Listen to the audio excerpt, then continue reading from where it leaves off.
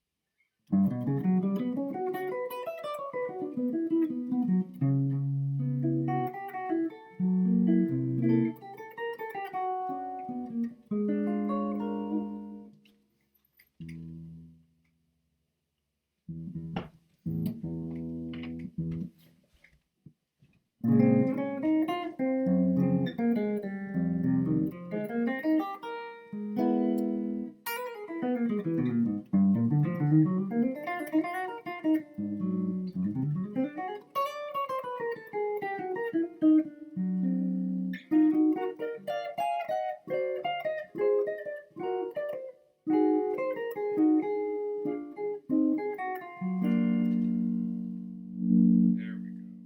Let's get this.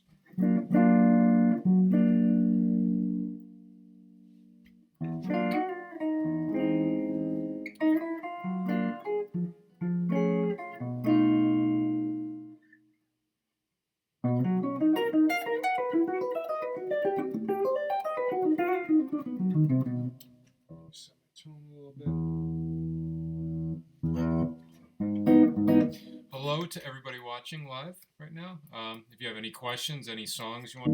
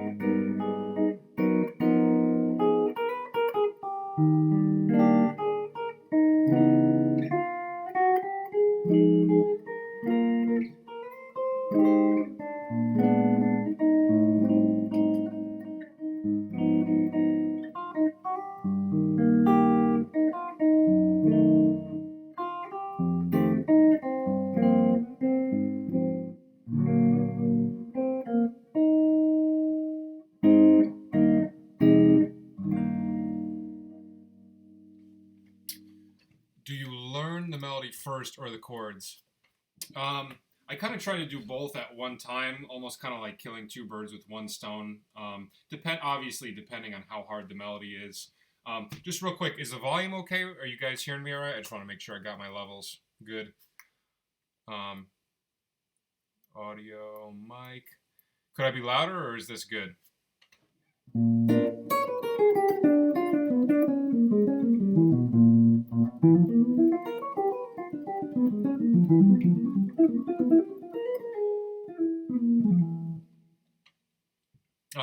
So in regards to your question, usually I'll try to do both of them at one time if I can, because for me personally, if I have some sort of chord melody worked out that I'm playing off of when I'm learning melodies, it helps me.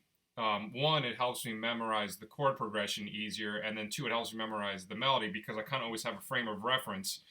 I always have a frame of reference as to like where I'm going from. So like I don't know, pick another standard, and maybe I can give you like an example of how I might learn it. Just throw out a couple of different standards, and whichever one I know best, I'll demonstrate how I would learn it with the chords and the melody.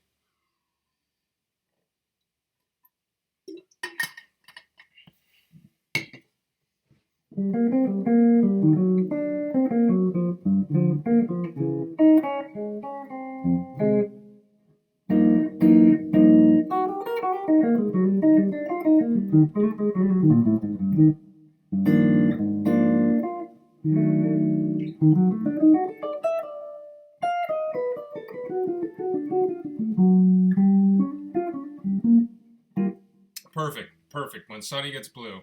So let me move over here. I'll go this way so you can see my full guitar. So the melody, that's the beginning melody. So I can learn just the melody, but then if I can do the chord melody, even just taking maybe the chords and doing the top four strings, your top 4 or 5 strings,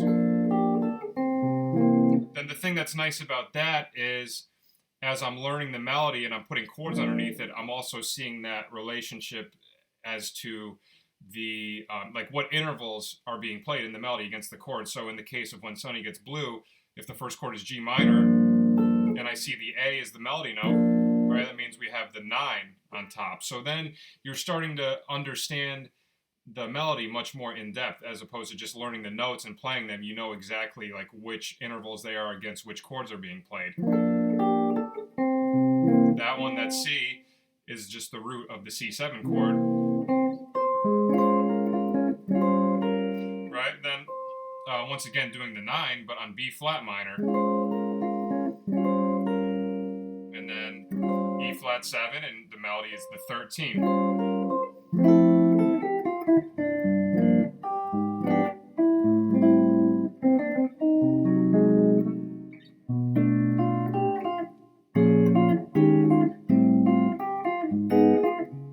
So like right there, that's an interesting one, that whole little walk down. So you see right there, you have the B minor 7 flat 5, right? And the melody is the flatted 5th on top.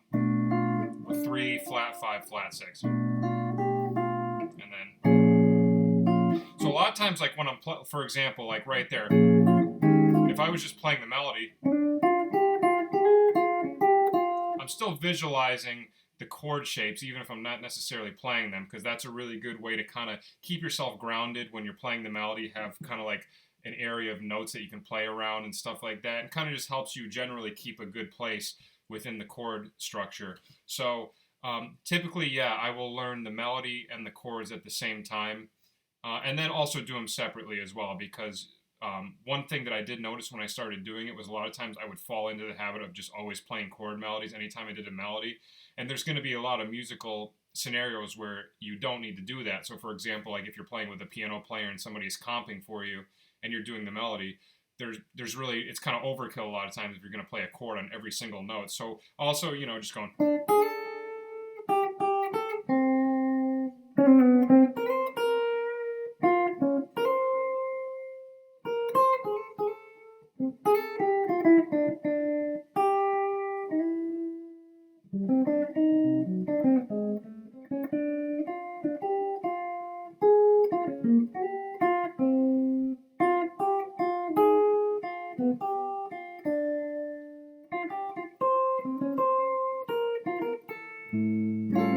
You know, stuff like that, and then you can embellish the melody more, you can play around it more. But anytime I'm doing that, I'm always doing it within the context of kind of knowing where the chords are and where the notes are lining up against the chords. So I would recommend that. Obviously, if I'm doing like a Charlie Parker head or something much faster, much more up-tempo, it's almost impossible to do a chord melodies for stuff like that. But generally with medium tempo, ballads, stuff like that, I will typically learn the chords and the melody at the same time. So yeah, great question. Thank you for that. Anybody's got any tunes they want to hear, any questions, just shoot it out into the chat.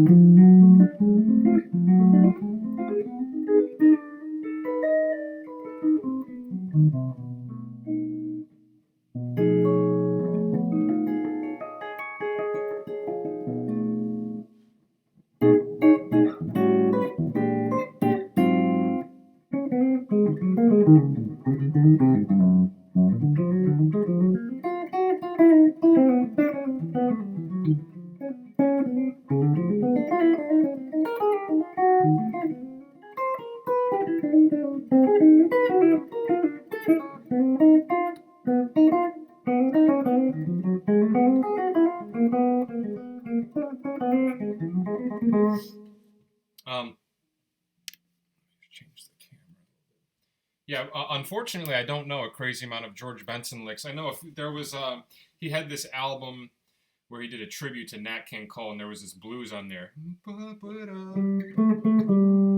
So it was a C blues, and there was one part that was really cool. It was like, it wasn't exactly a blues form, but it was like, you know, a C dominant kind of groove. And at one part it goes.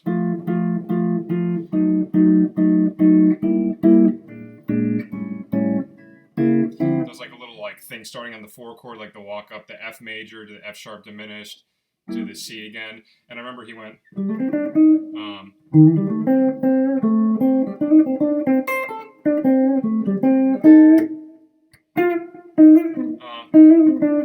something, I forget the beat, but I remember like,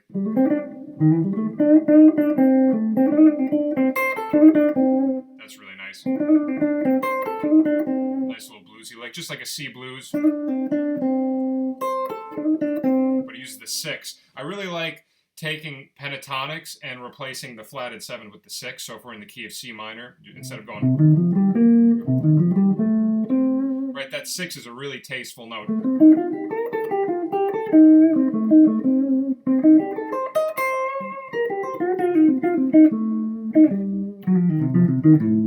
Right, so that's like a really cool thing that you can do if you want to kind of just break loose of some of your minor pentatonic. If you have like some stuff that you notice you kind of fall back on with the minor pentatonic, just take all the stuff that you normally play and just replace the flatted 7th with the 6. So like instead of,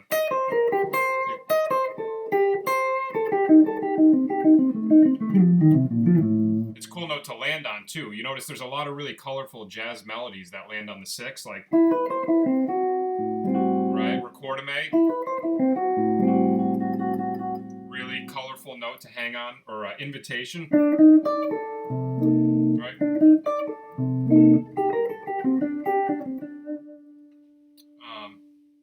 Yeah, and actually one of the Lick of the Week videos I have coming out, I think next week or 2 weeks, it's an Oscar Peterson lick, but I talk about in that lick how Oscar Peterson a lot of times has a really cool tendency to kind of mix bebop vocabulary with a lot of bluesy vocabulary. And what's this question? Any other advice for mixing stuff up like the 6th? Yeah, so that's actually what I was just about to talk about with the Oscar Peterson stuff. So taking some of your bebop vocabulary and mixing it in with a lot of bluesy type stuff. So like the Oscar Peterson lick that I'm doing in a couple weeks ago. Right, so if you listen to the beginning, very beboppy. And that ending, he does like the bluesy thing. So in the context of like the blues, if I would, let's stick in the key of C since it's that we were doing. So we got, right, blues lick, and then the 6 down on the bottom. Your question, mixing stuff up like the 6ths. Yeah, so So basically, like when you're playing over like bluesy stuff and you want to kind of add in some extra notes, there's like a wide variety of notes that can actually work that are kind of surprising. Like there's a couple, like sometimes people will mix the flatted third with the major third, which is that's not totally uncommon.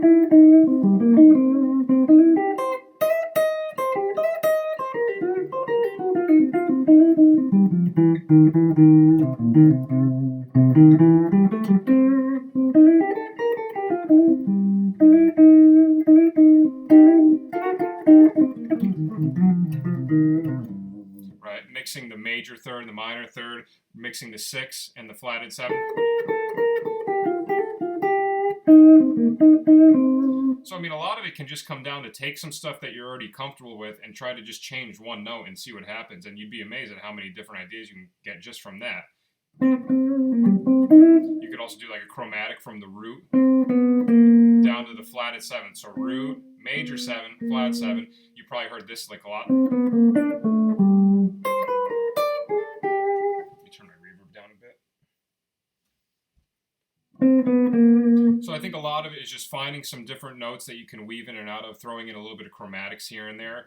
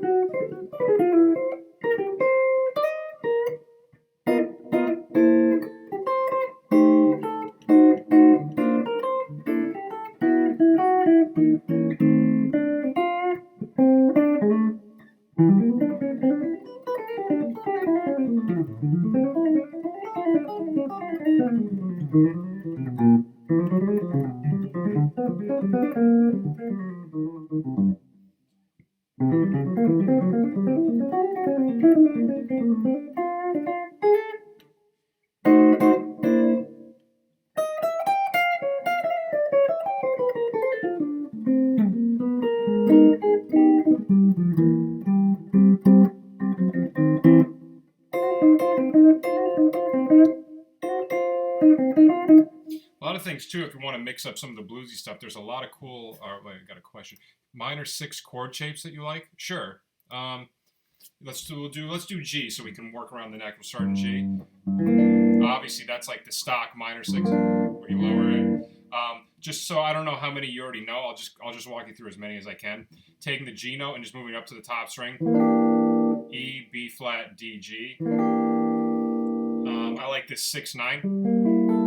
I like adding the 9. I like minor 6/9 chords. So G, B flat, E, A. Then move it up. You have G, D, E, B flat.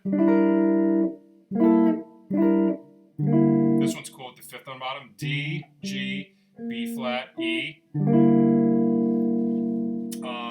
What else? This is really cool.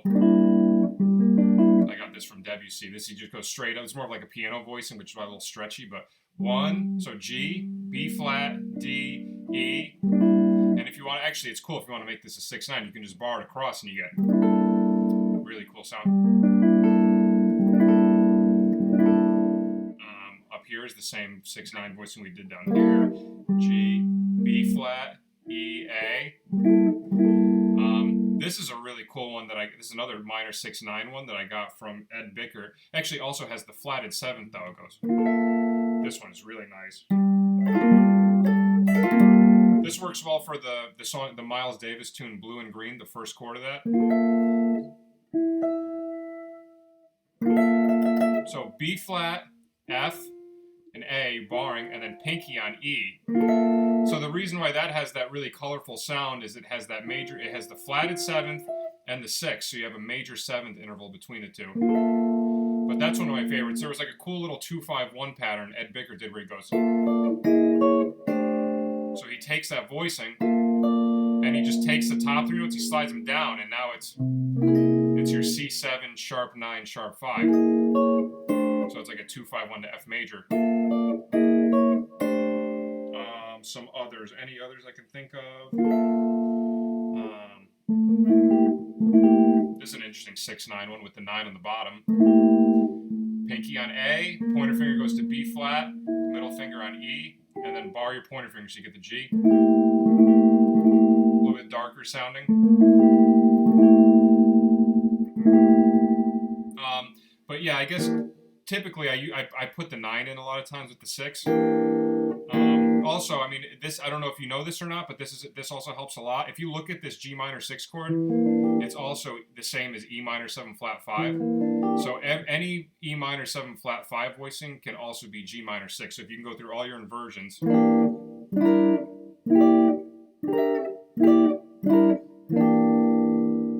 and then...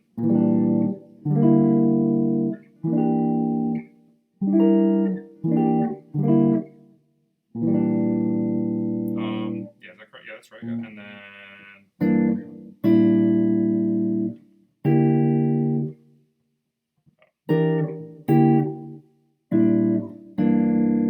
So that's cool. That's when one chord can function as multiple different chords. That's called pluralities. Joe Diorio taught me a lot about stuff like that. He was like a master of that kind of stuff. It really comes in handy too, because that can really help soloing as well. Like usually when I'm soloing over minor 7 flat 5 chords, I think of Dorian typically. You know, I think like if I'm doing an E minor 7 flat 5 chord, I think G Dorian. Or melodic minor, either or. Good tip about putting the 9th in. Yeah, no problem. Good question. What's another one?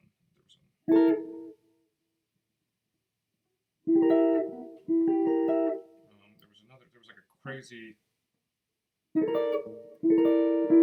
That's another cool one. Another 6/9. A lot of these are really stretchy. A lot of these are kind of more piano voicings. Ring finger on E on your 4th string, pinky on A, and then your middle finger's got. Ring finger on E, pinky on A, and then your middle finger has to stretch down to B flat on the 2nd string, and then pointer finger on D. So that's 6, 9, flat 3, 5.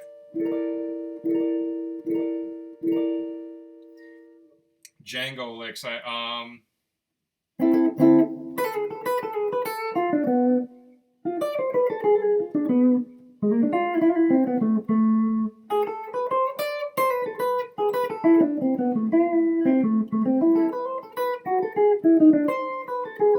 That's the only Django solo I really ever learned. I did one lick for the lick of the week. I don't remember it. In all honesty, I don't remember a lot of the licks of the weeks that I do. I kind of just learn them for the videos, and then hope sometimes they stick and it becomes, you know, a new part of my vocabulary. But I can't even remember the Django lick that I did. But it's in the lick of the week playlist. And one thing that Django does do a lot, that if you want like a little Django lick. Speaking of minor 6, actually, he uses these minor 6 arpeggios a lot. So let's say we're in D minor 6. That's like a really Django kind of sound. You put your ring, so it's a D minor 6 arpeggio starting on the 6, your ring finger on B, and then you pick the A, hammer on to the B, pull back off. Middle finger goes to the F on the 2nd string, pinky goes to D, and then you go down to B. So that can work over D minor 6, or like we were saying, it can also be B minor 7 flat 5.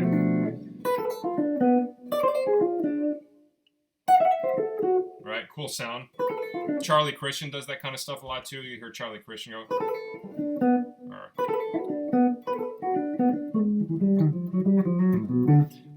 When you mentioned changing from bebop to pentatonic, what kind of scales would you make?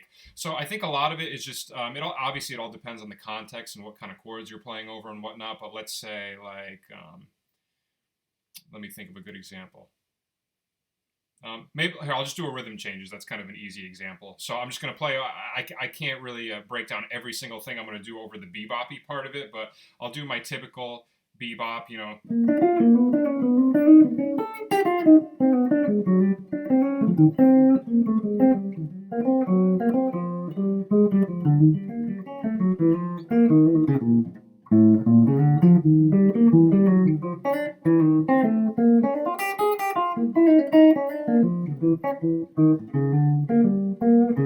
So I kind of did like, I weaved in some bebop licks with some bluesy stuff. So for my bebop stuff, I'm doing like, you know, some chromatic approach.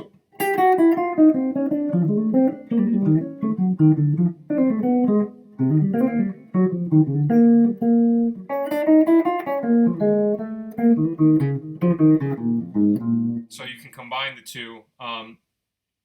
Or like if you want to just another example, I can just take maybe just a dominant chord just to kind of have a more static thing, B flat 7, right? And I'll do just, my Mixolydian stuff.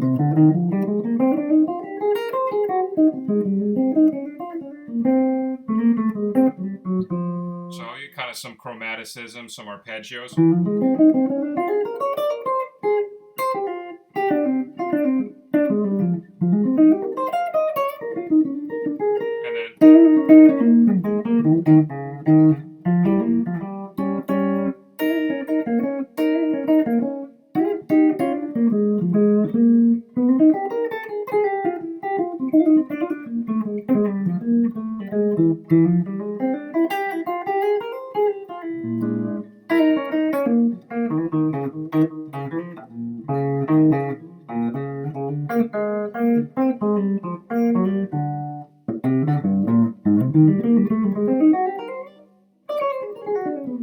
And so, I'm doing like my bebop stuff, doing some arpeggio, some chromatic stuff, and then weaving in some of the blues stuff here and there.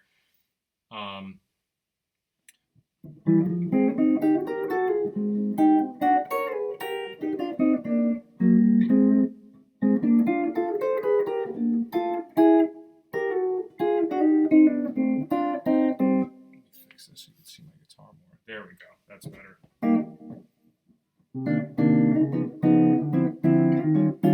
No problem. Good questions. Any more questions? Song requests? Anything? Anything you want. I'm an open book.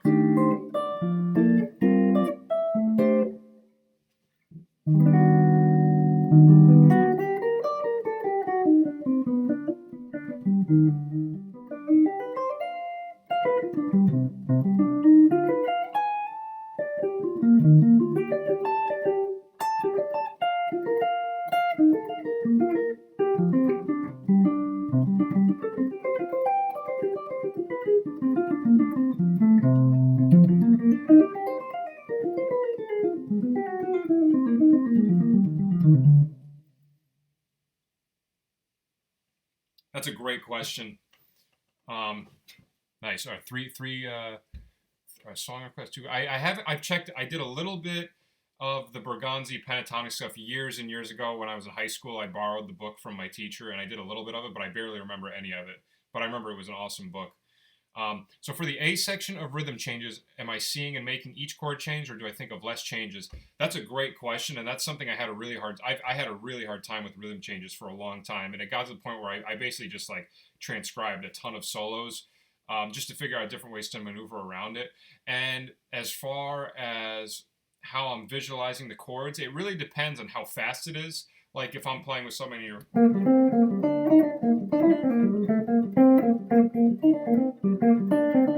like if I'm doing something like that fast, to try to think every single chord and sustain yourself, you can, but I definitely notice when I do that, I resort back to like,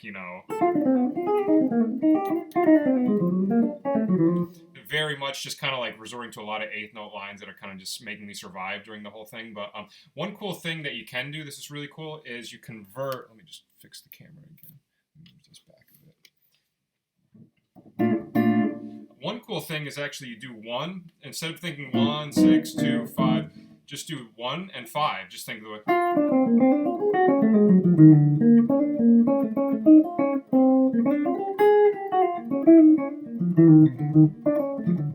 Just 1, that's like you kind of take some of the changes when you have like 2 chords per measure, figure out if you can simplify it. So like if you're just thinking like B flat major to G minor, those chords really aren't that much different. So you could really just think B flat major over that entire thing, right? And then when you get to the 2, 5, the 2 chord is really just leading into the 5 chord, right? It's all about tension and release. So you can just think of the 5 chord the whole time, and then all of a sudden, instead of having to think over 4 chords, you can think over 2 chords,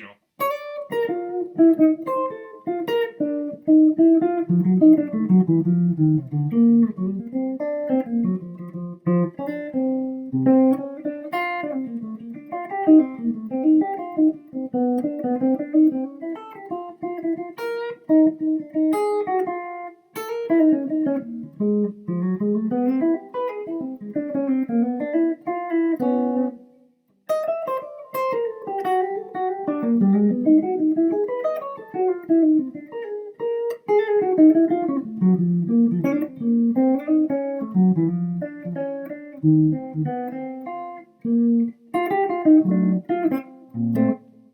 did a couple things in there that weren't just B flat and F, but for the most part, that's one thing. Another cool thing you can actually do too. This was something that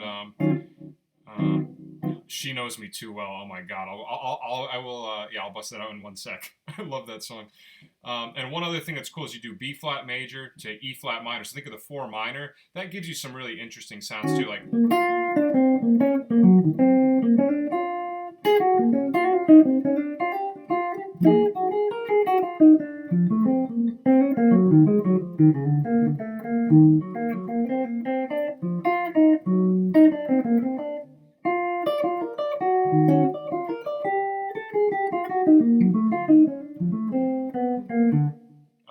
She Knows Me Too Well. I don't know how well I can do it with one guitar. I did the video with 2 guitars.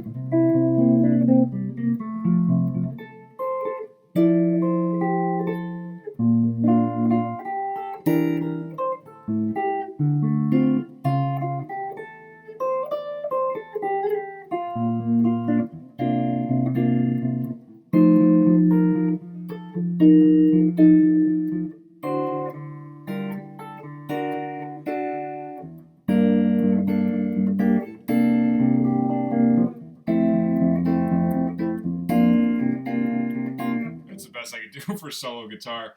That's one of my favorite songs. That is I think easily one of the best Beach Boys songs. Somebody else requested something real quick too. It Could Happen to You. Let me do that real quick too.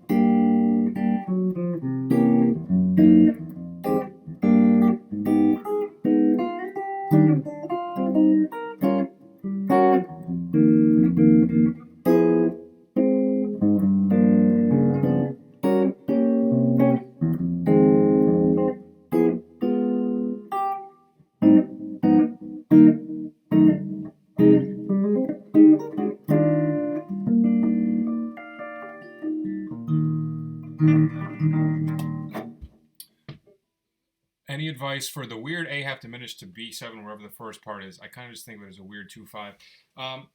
Yeah, it is a little weird because it starts with E flat major, and then it does G half diminished to C, and then F minor, and then it does A half diminished to D7. So honestly, what you could do is whatever you play over the G to C, you could do the same thing over A to D. The thing that makes it weird though is it doesn't resolve to G minor like you think it would. It goes to E flat major. Right? So I would just like come up with like little just like notes, guide tone notes. As long as you know like from the A, like from A to D, if you like your target notes are like your G to F sharp. And just different ways to weave in and out of that to resolve back to E flat major. You know.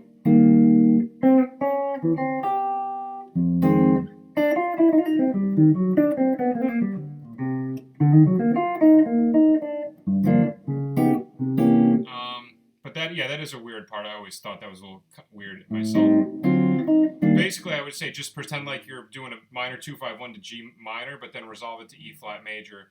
And in all honesty, a lot of the notes that you might resolve to when you go to G minor also work over E flat major. E flat major and G minor are very similar. Like if you take like this E flat major 7 chord and you look at the top 3 notes, it's a G minor chord. You might know that already. I don't know, but just in case. Cheek to cheek. I haven't played that in forever, but I will attempt it. Okay, so.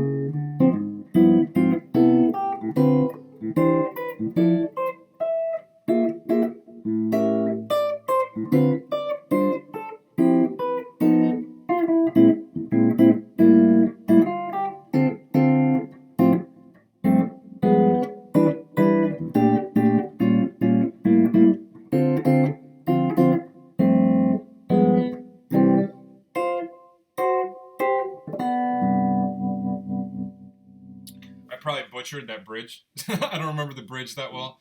I love that song though. My favorite version is Oscar Peterson doing that. It's so beautiful. Favorite Monk tune? Ooh, that's a good question. I really like Well You Needn't. I think that's a really cool melody. Well You Needn't, Ruby My Dear. What's that one? I forget. Bemshot Swing. That's. I really also like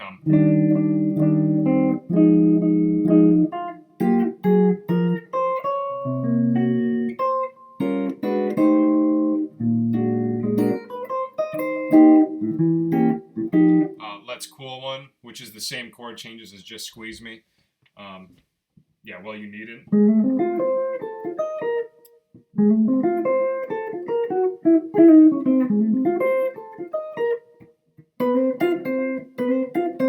Yeah, that one I like listening to it more probably than playing it. I like the A section is fun. The bridge kills me. The bridge is just chromatic, just all these fast moving chromatic dominant chords. Yeah,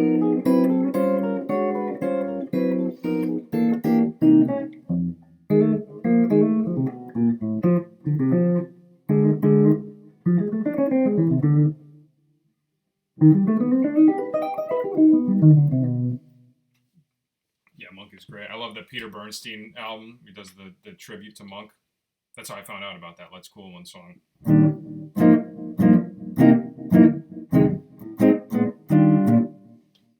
I'll check. I haven't checked out a lot of Johnny Griffin actually. The thing that I know of Johnny Griffin was I remember when I was in high school and I was starting to get into jazz and stuff like that. I remember my old teacher let me borrow like a ton of CDs, and I remember there was a Johnny Griffin CD that I never actually listened to.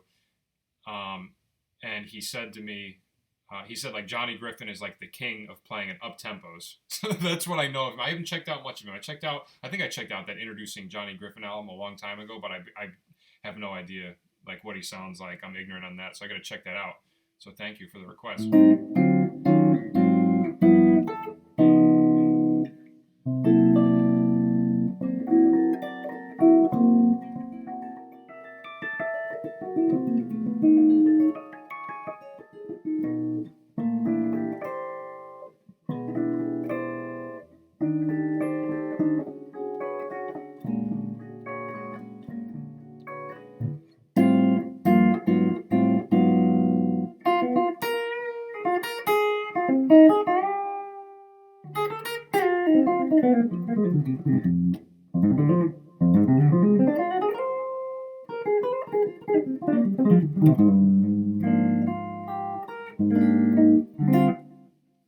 Anyone have any like obscure tunes they want to request? Try to put me on the spot. I like doing stuff like that.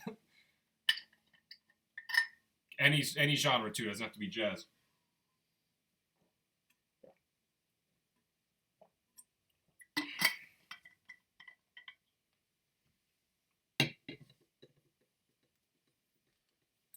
I've heard them do Tommy Emmanuel and Chet Atkins. I've heard a little bit, not a lot of stuff. I've heard more Chet Atkins than Tommy Emmanuel, but they're both. The stuff I heard was incredible. I know they do those harmonic things as well. Yeah, I do music full time. Yeah, I do like gigs and I teach lessons, and hoping to eventually make some money on this YouTube thing. I've been doing the YouTube thing for like maybe a year and a half now. Just keep at it, just see what happens, because that seems to be a new area of revenue that some people are starting to tap into, and I figure I might as well do it now while I'm still young enough to keep putting more and more stuff out, and just see what happens. Purple Haze.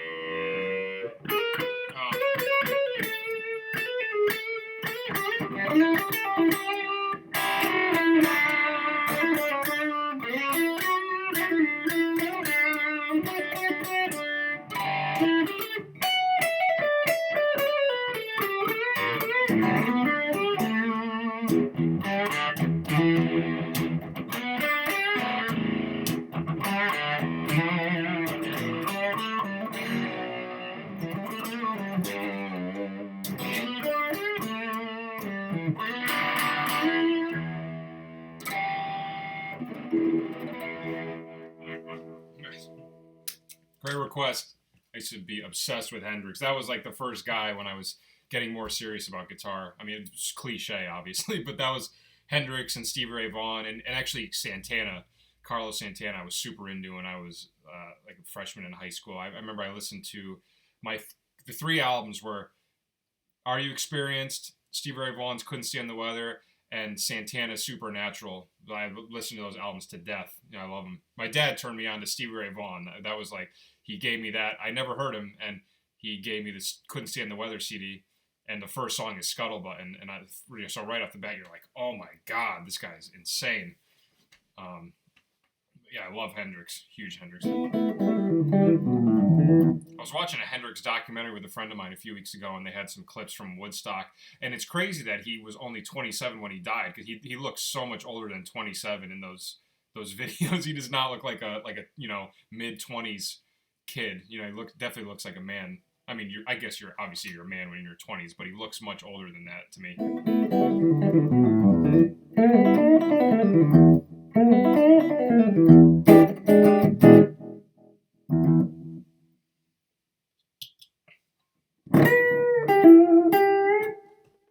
Turn my volume down a little bit. Any other little random song requests? Try to stump me. People normally do stump me, so.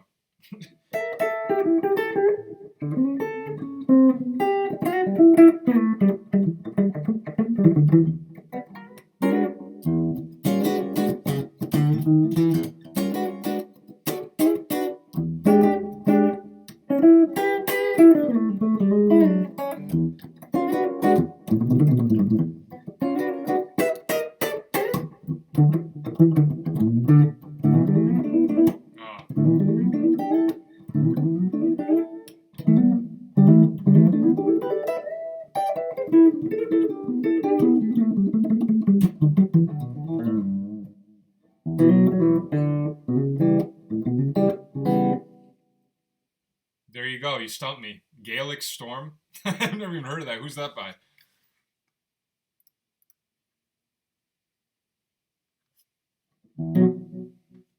Gaelic Storm. I'm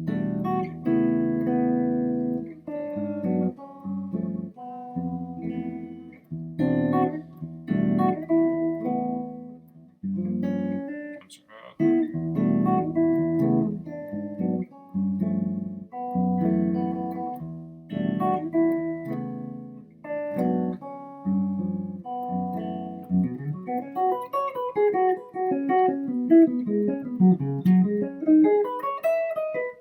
Yeah, the only Irish song that I think I've ever played was I played a wedding like a couple months ago, and they requested a song called Irish Wedding Song. So I remember I learned that. I don't remember it now. But, Sting. Let me see. You know what's a Sting song I used to love? It was like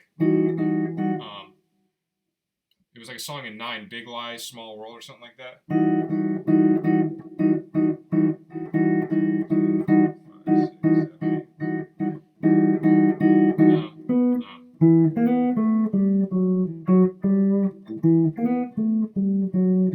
I forget that one. Busy Doing Nothing. I don't know that one either. I gotta learn that one. Any bluegrass? Not really, other than a couple of licks I stole from Tony Rice.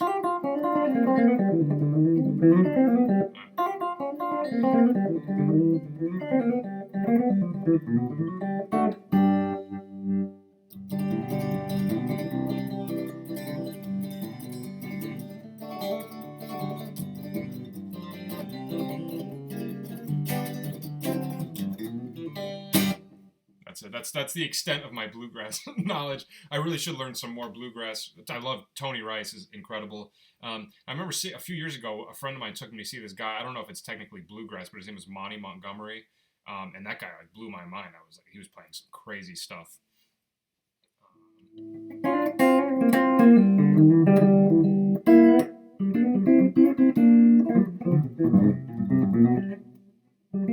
Sting. I could do a couple of Sting. I can do some Police. I can do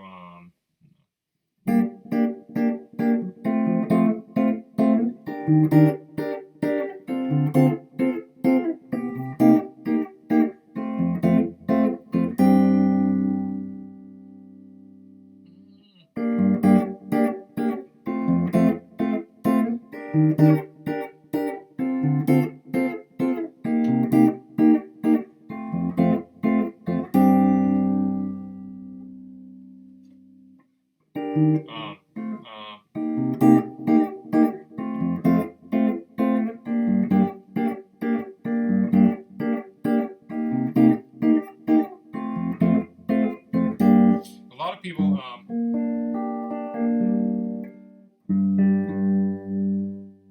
lot of people think that part where it goes. A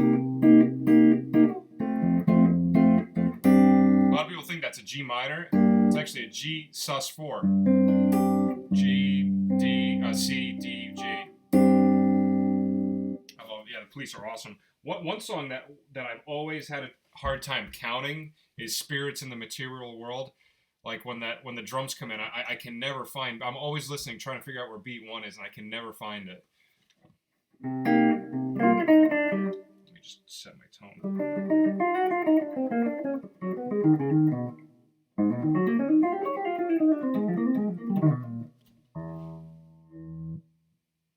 Yeah, keep the song requests coming. I like this.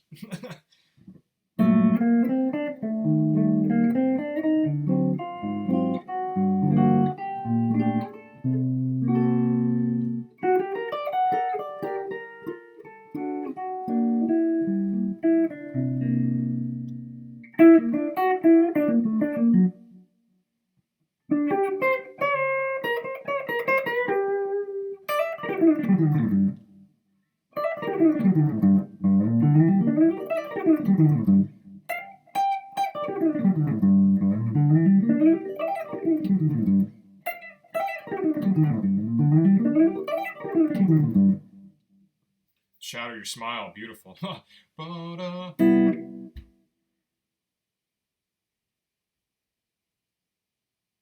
The Vegetable Smile version, I think it's just 4.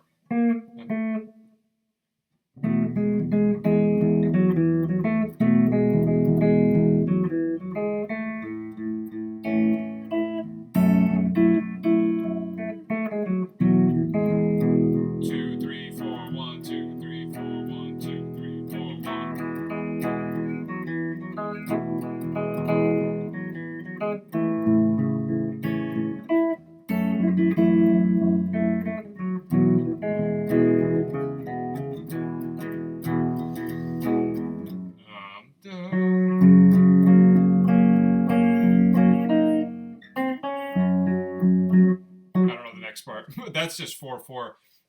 Rhapsody in Blue. I know Brian Wilson's version, the beginning. It's like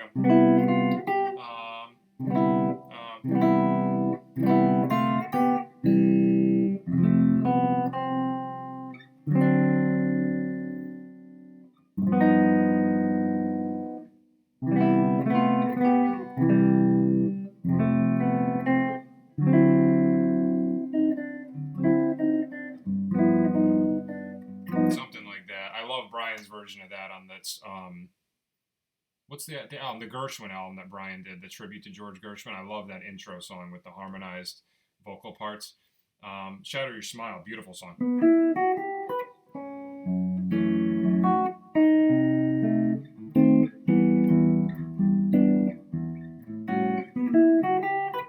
I'm sorry. Let me start over.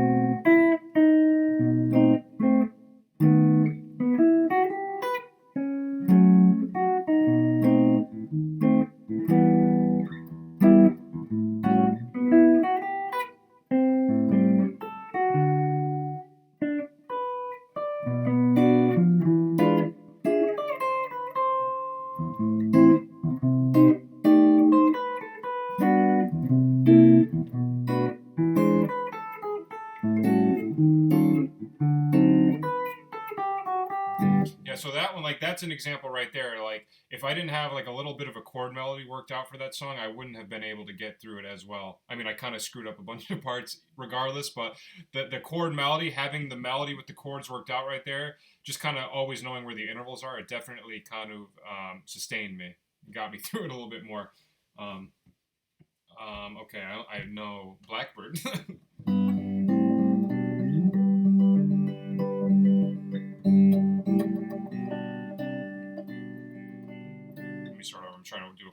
leave it. I'll just do the regular.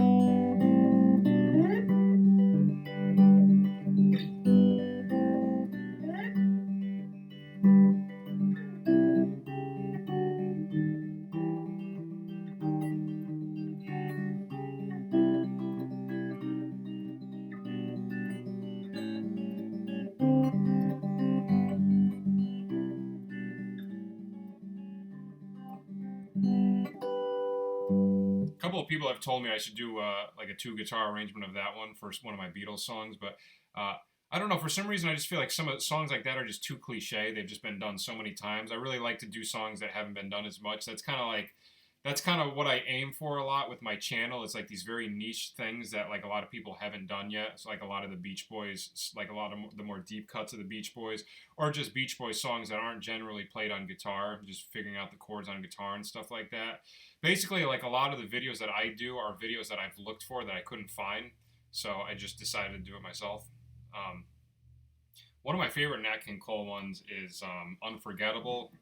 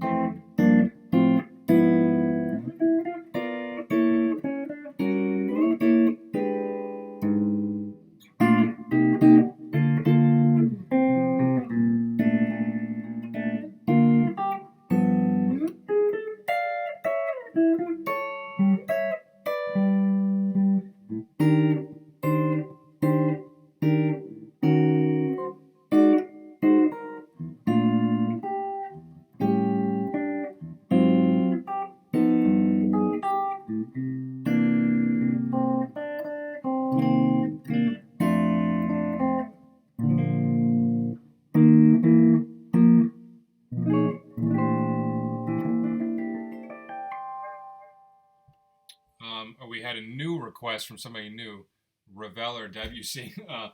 I'm trying to think if I can get through it. I can kind of fake some of them. A lot of them are hard on one guitar. I can fake Clair de Lune.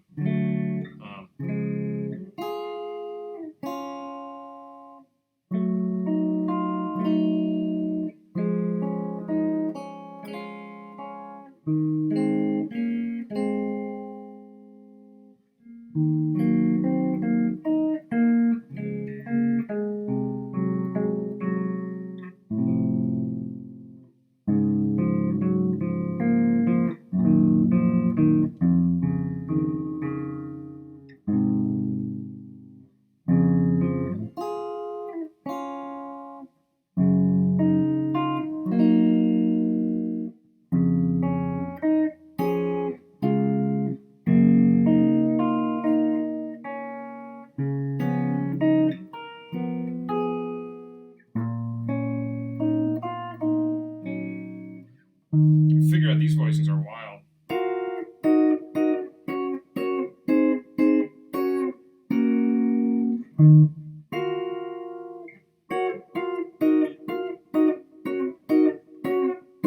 That's probably as far as I can get with that. That wasn't completely accurate. Those voicings are wild though. I learned them on piano. I figured out how to translate them to guitar. So this is really cool. It's like a minor, E flat minor 9. But not only does he have the 9 on top, he gets the 9 on the bottom as well. So it's like F, G flat, B flat, F. And then the bottom and top notes move together while the middle notes stay the same. Oh, it's 3 times. I think. So it's a little tricky.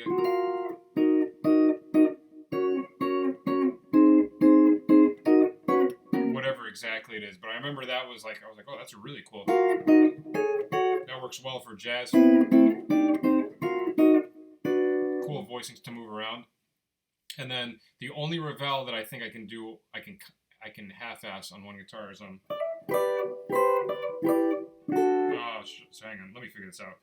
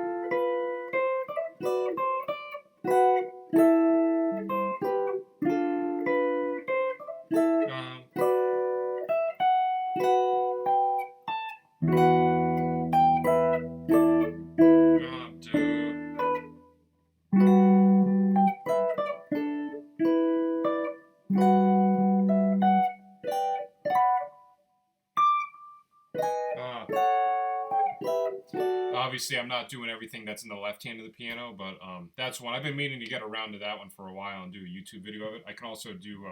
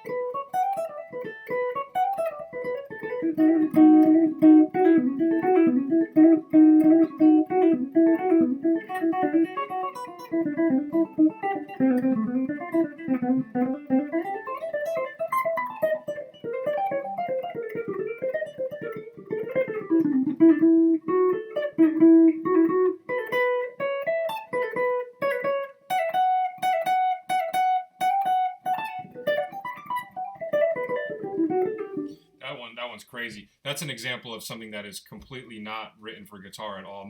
Nothing about that lines up well. I remember it took me forever to work that out. That's Ravel. I'm gonna write that down. That's one of my favorites. I don't know if I'm spelling it exactly right, but it's a 6-movement piece, but it's the first movement of that. Incredible. He does piano and orchestra. I like both versions are great. Rachmaninoff, Tchaikovsky. There was a Tchaikovsky thing. Let me think for 1 sec.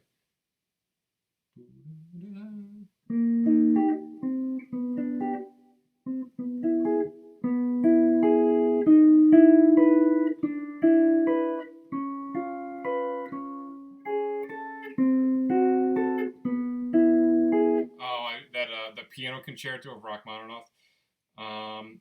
I can't get through that. Tchaikovsky, I can do. I'm sorry. Let me hang on.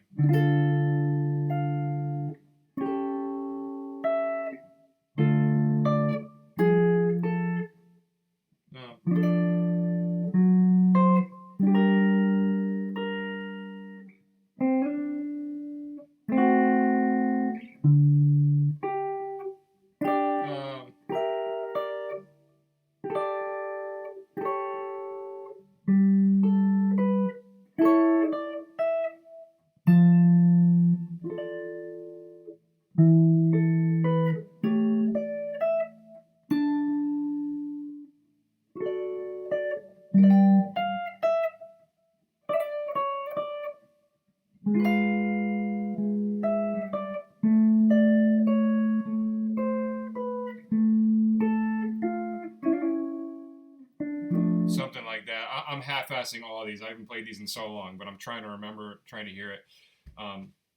Yeah, I love that piano concerto of Rachmaninoff. I wish I remember. It's like. Let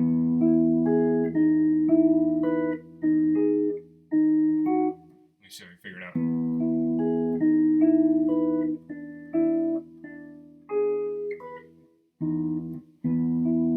Let me get up the music real quick. I want to just relearn this. Bear with me for 1 sec. These are beautiful chords. It's either 2 or 3.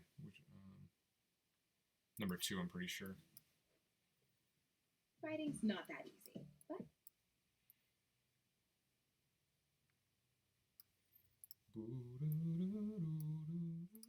Let's see what it... That's not it. Hang on. Is it 2 or 3? I don't, I'll learn it for next time. I don't want to waste too much time surfing the internet while I have you guys on the stream. What else? Chopin. I don't really think there's much Chopin I can get through.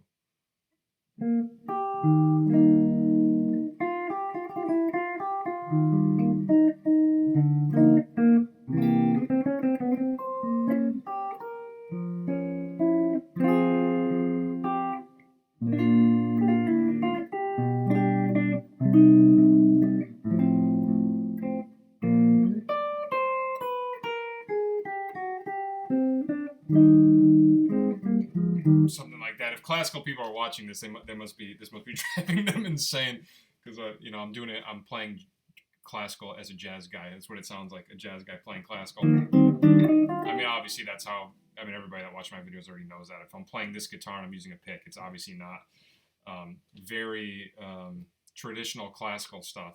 Girl from Ipanema.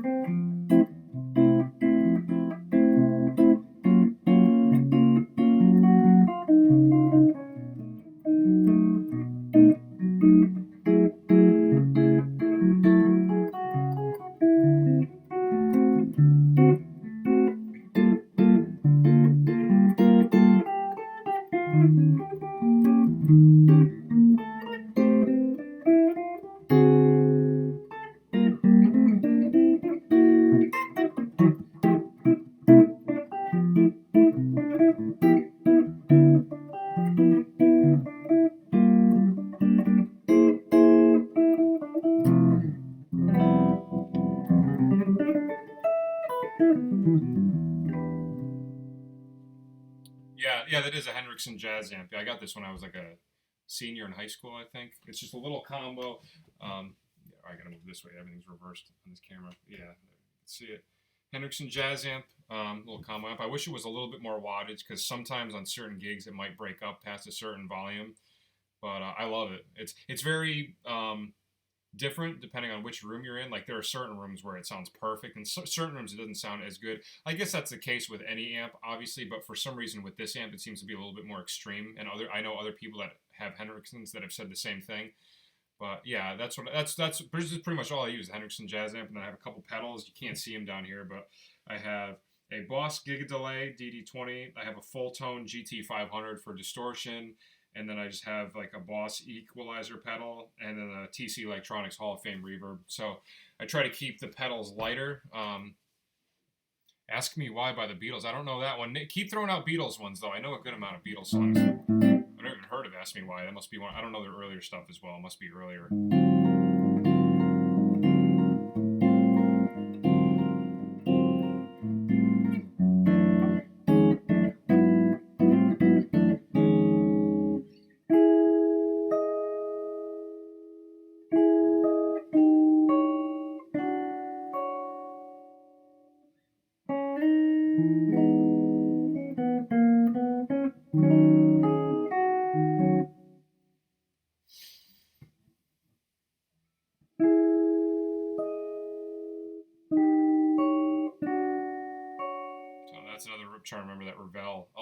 for the flute and harp. I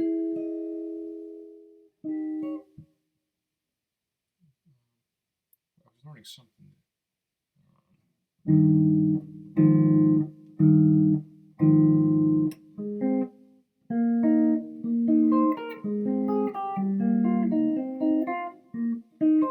Along Came Betty, great one.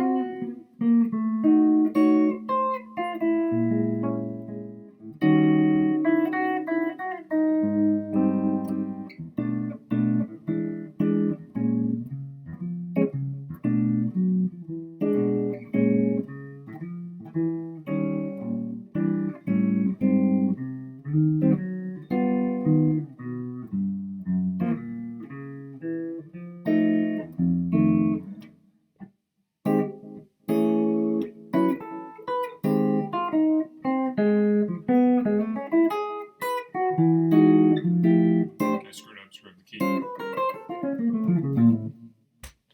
I know there's an answer. I don't know. That's one of the Pet Sounds ones that I still have to learn.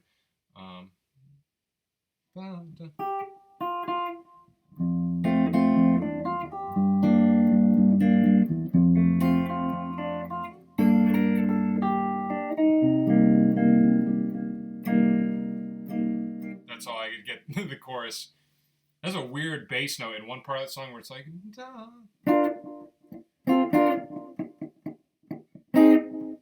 That little part, I don't know exactly what the chords are, but the second part of that, the bass note, is really weird. I love it. Kiss Me Baby. Well, I'm glad that you requested that one because I actually have a video of that one coming out next week, a little 2-guitar arrangement. So that's your lucky day, but I'll do my best with one guitar if I can.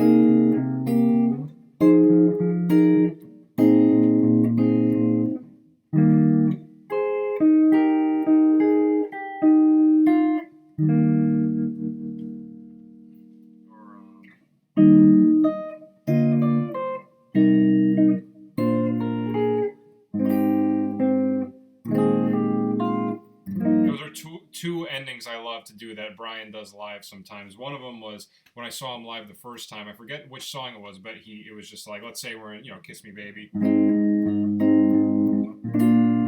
then he does California Girls at the end.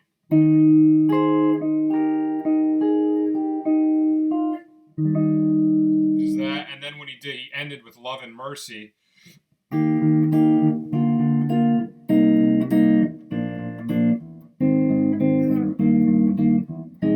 And then he does,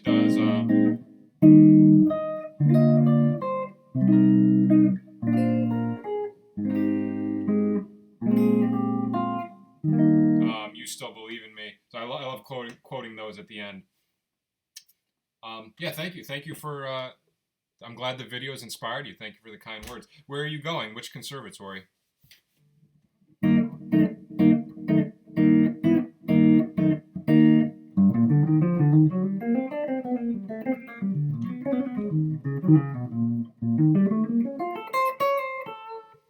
I don't know a lot of Billy Joel. I'm not well educated in the Billy Joel department. The only one I can get through New York State of Mind is pretty much the only one that I can get through. Maybe Piano Man. But I don't know a lot. I watched a documentary about Billy Joel a while ago, and I didn't realize the entire history of him and his two guys in his backup band. It's pretty dark stuff, actually, with the bass player committing suicide, and I had no idea about any of that stuff. She Knows Me Too Well. That one is really hard. I've been trying to do that one with the two guitars for a while. There's a lot going on in that song with the vocals, but it's like.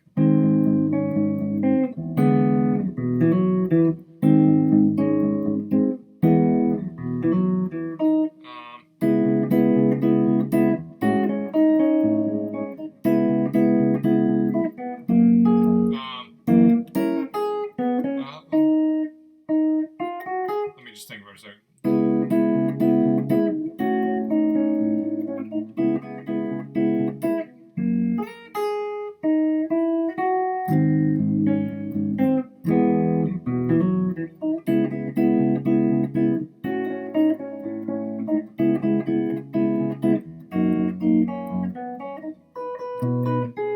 This part's so hard on one guitar.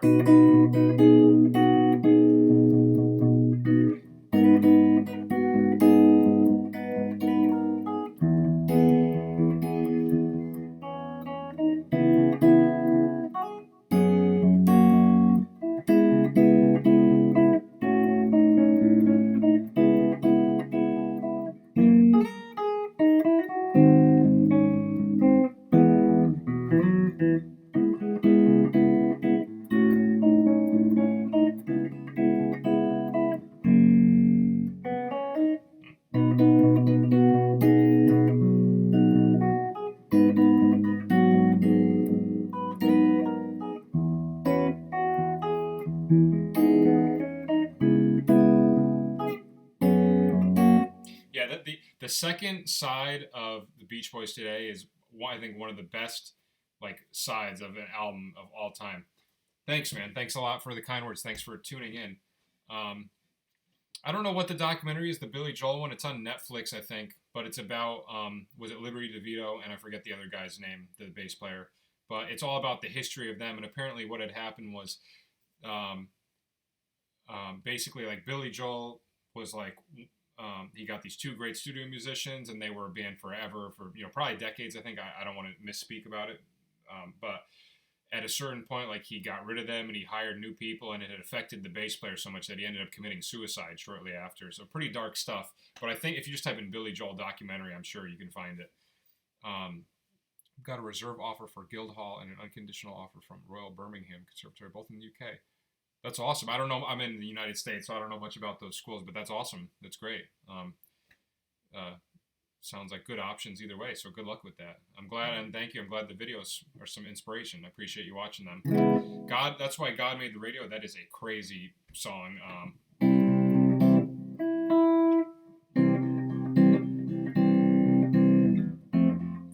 Sorry.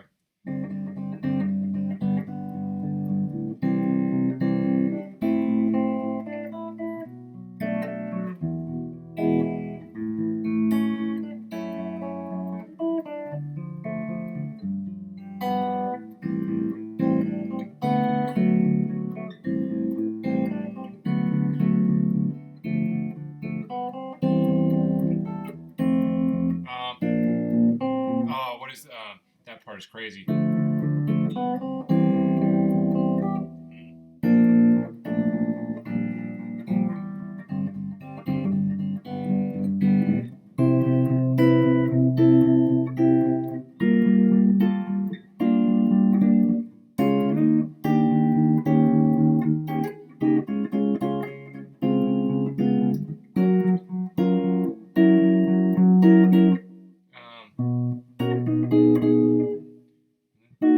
This chord always throws me off.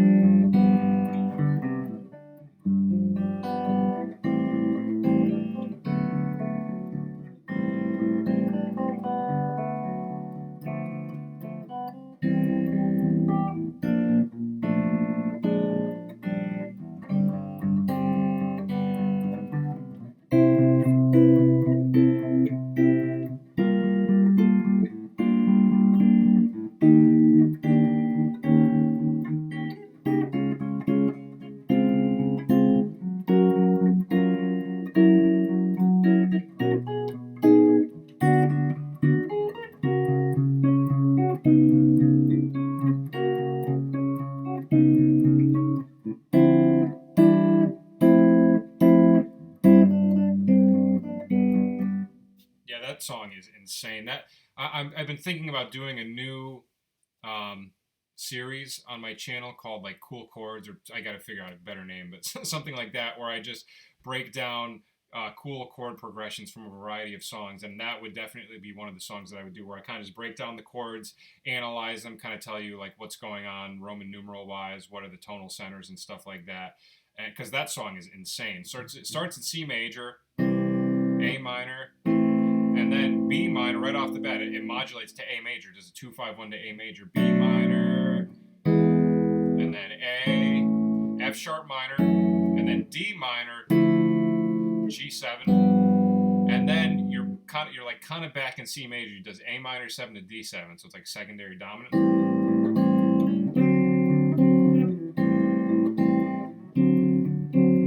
D minor, C major, and then B flat, and then the G sus, and then we're back to C major again. So it's all over the place. I mean, Brian is such a master of harmony. Thank you, by the way, for the kind words. I appreciate it. I'm glad you like the channel. If you have any other Beach Boys requests, keep shooting them out. You know, I'm a Beach Boys freak. So, you know what I mean?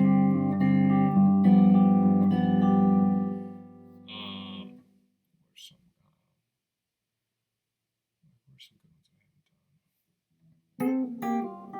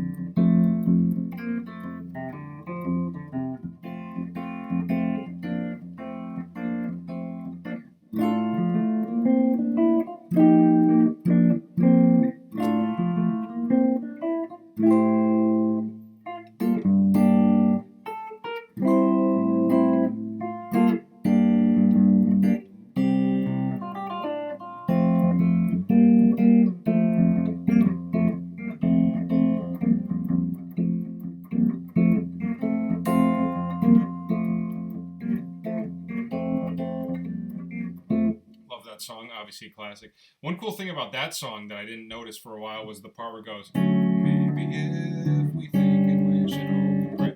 That part, there's like that little intro guitar thing.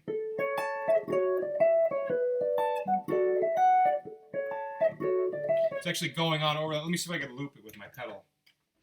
It's really cool. So then, and then the bass goes.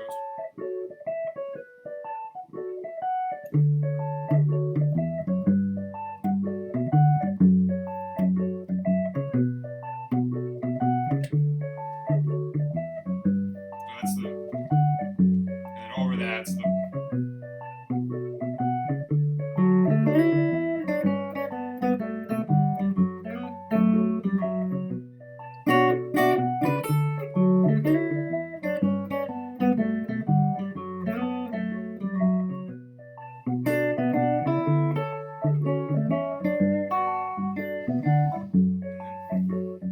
And then chords.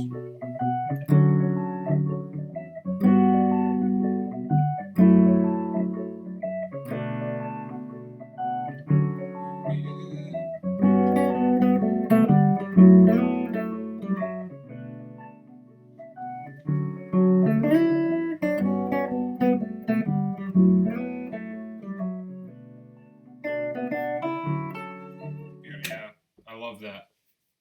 Great orchestration on Brian's part. I have about like 10 minutes left. My girlfriend's going to be getting home soon. So, if any other last questions, last requests or whatever, wish I could have gone a little bit longer. This is a lot of fun.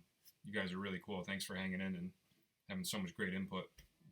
I gotta start doing these more though. I don't do enough live streams. It's just finding the time when I have the house to myself and I can have a couple hours just to kind of go into it. So I'll try to do another one maybe next weekend. I get around. Let's.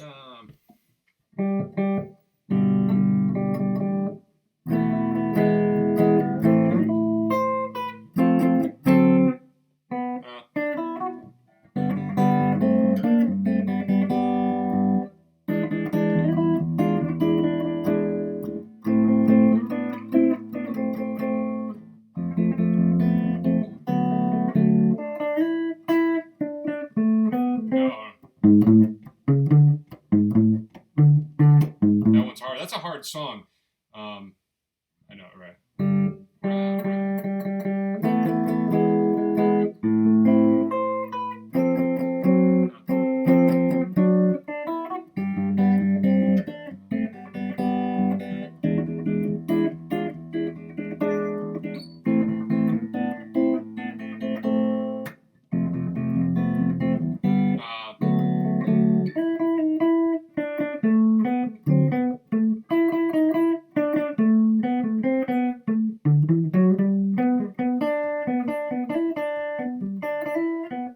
I don't even know if I know Surfing USA.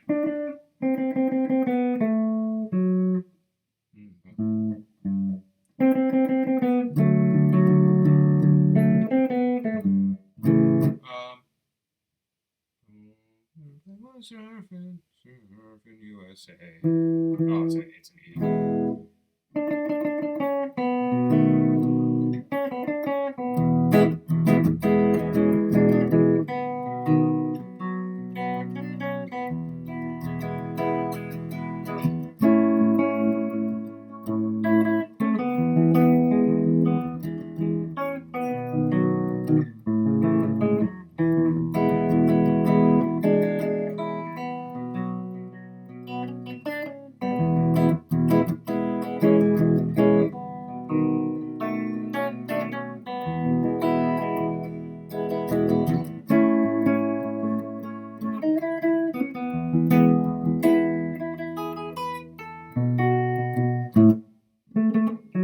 Something like that.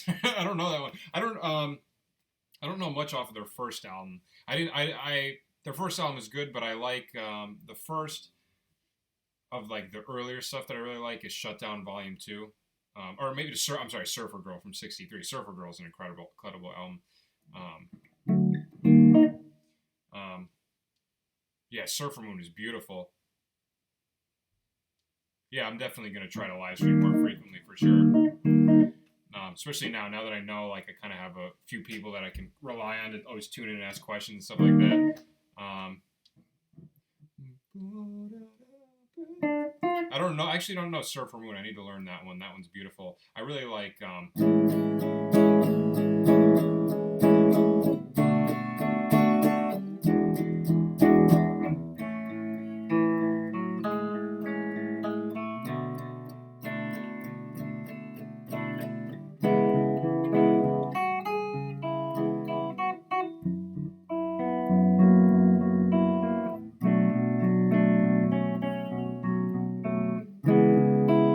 love those chords right there.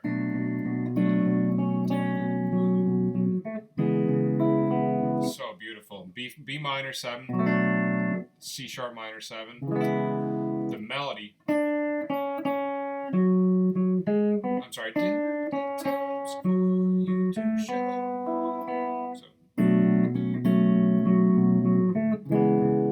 So beautiful.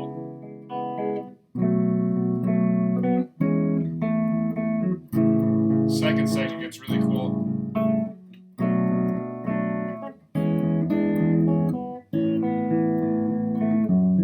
Right here, listen to this modulation.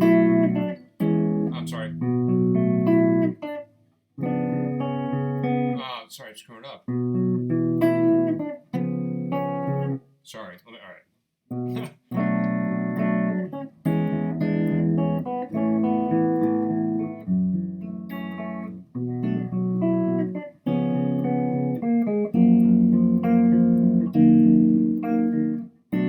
So right there, like 2-5-1 to A, F sharp minor, and right here B minor, so 2 chord, but then C sharp 7 to F sharp major 7. Really cool. That's what I love about Brian's chord writing and sense of harmony. There's always these little surprises that you don't really see coming, you know?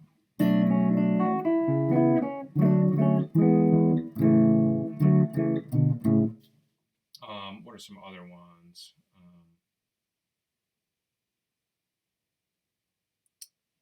From that album or any period around there.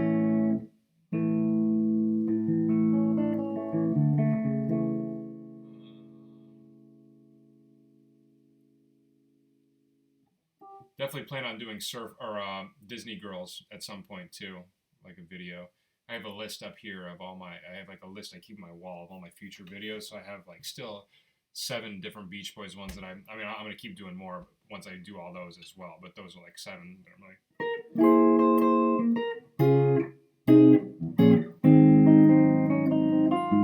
Yeah, Keep Your Eye on Summer.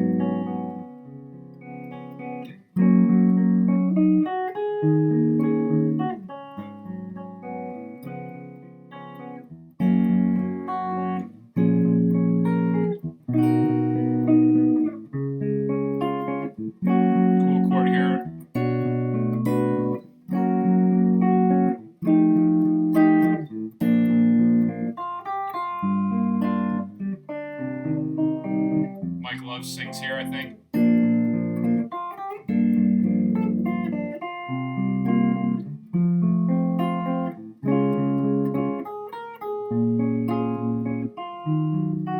Weird chord here.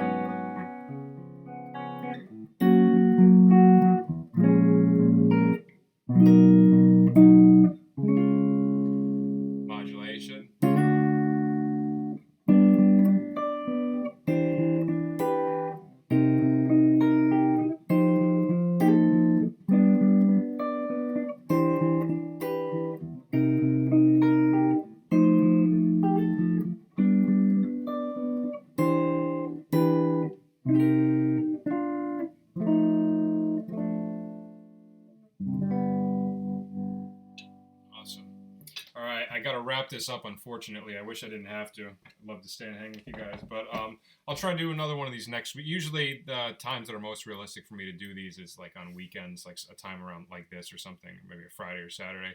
So, yeah, I'll probably schedule another one next time I know I have some time to do another one of these because these are a lot of fun. I enjoy hanging and talking with you guys and playing stuff. But yeah, thanks for everybody who tuned in. Thanks for the great questions and the good insight and stuff. And I look forward to the next one. So I will see you guys next time. Enjoy the rest of your weekend. And thanks again for tuning in. Bye bye.